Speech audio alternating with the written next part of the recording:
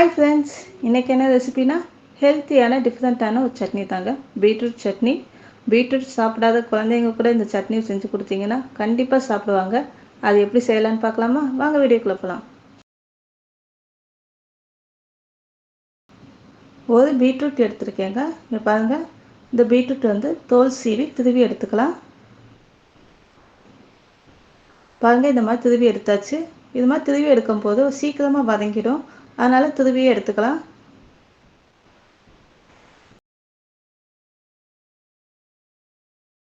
ஒரு கடாயிலங்க 1 table spoon அளவு நல்லெண்ணெய் சேர்த்துக்கலாங்க. 1 டேபிள் ஸ்பூன் அளவு உளுத்தப்பருப்பு சேர்த்துக்கலாம். அது லைட்டாக பொரிஞ்ச உடனே 3/4 டேபிள் ஸ்பூன் அளவு கடலைப்பருப்பு சேர்க்கலாங்க. சேர்த்து நல்லா வதக்கி விட்டுருங்க. இப்போ 4 பட்டை மிளகாய் சேர்க்குறேங்க. இது காரத்துக்காக.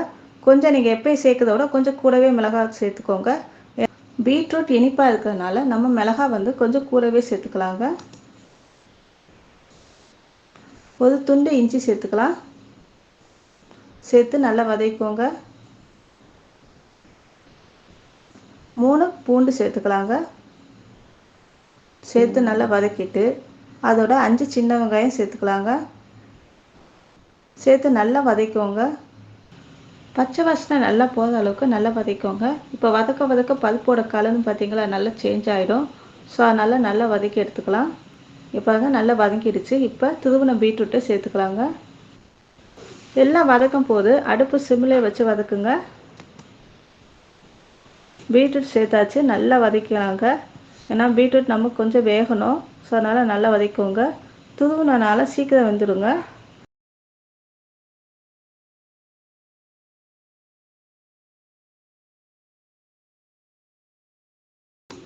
இங்கே பாருங்கள், நல்லா வதக்கிட்டு கொஞ்சமாக புளி சேர்த்து அதையும் நல்லா மிக்ஸ் பண்ணிக்கோங்க.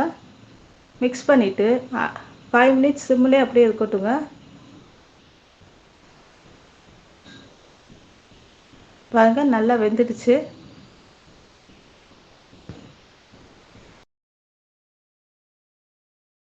இங்கே பாருங்கள், தேவையான அளவு உப்பு சேர்த்து நல்லா அரைச்சிக்கலாங்க தண்ணி விட்டு. பாருங்கள், நல்லா அரைச்சாச்சு. இந்த மாதிரி அரைச்சி எடுத்துக்கணும். இப்போ தாளிப்புக்குங்க தவாவில் கொஞ்சம் எண்ணெய் சேர்த்துக்கலாங்க. கடுகு உளுத்த பருப்பு சேர்த்துக்கலாம். பொரிஞ்ச உடனே பெருங்காயத்தூள் சேர்த்துடுங்க. சேர்த்து கருவேப்பிலையும் சேர்த்து பொரிச்சு எடுத்துடலாங்க. இப்போ இதை சட்னியில் சேர்த்துடலாம். பீட்ரூட் சட்னி ரெடி ஆயிடுச்சு ஃப்ரெண்ட்ஸ். செஞ்சு பாருங்கள். பிடிச்சிருந்தால் லைக் பண்ணுங்கள், சப்ஸ்கிரைப் பண்ணுங்கள், ஷேர் பண்ணுங்கள். உங்கள் ஃபீட்பேக்கை எனக்கு கமெண்ட்டாக கொடுங்க. அதே போல் பெல் ஐக்கானை மறக்காமல் கிளிக் பண்ணிக்கோங்க. அப்போ தான் நாங்கள் போடுற வீடியோட நோட்டிஃபிகேஷன் கூட உங்களுக்கு வரும். தேங்க்யூ, பாய்.